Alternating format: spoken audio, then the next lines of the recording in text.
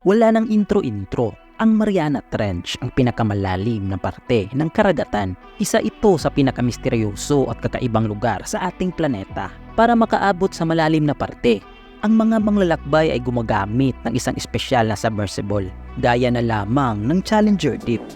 Halos 7 milya ang baba sa ibabaw ng dagat. Ito ay isang lugar na sobrang lalim, kung saan hindi nakakarating ang sikat ng araw. Ang mga nilalang na naninirahan dito ay adaptado sa matinding pressure. Isa itong kakaibang ekosistema na puno ng mga hindi kilalang kagilagilalas na bagay at hayop.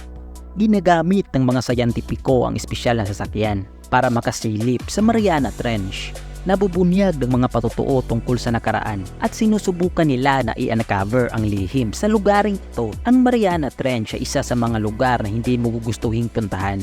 Magpasangga ngayon, ang kalagayan ng mga bagay dito ay nananatiling misteryo.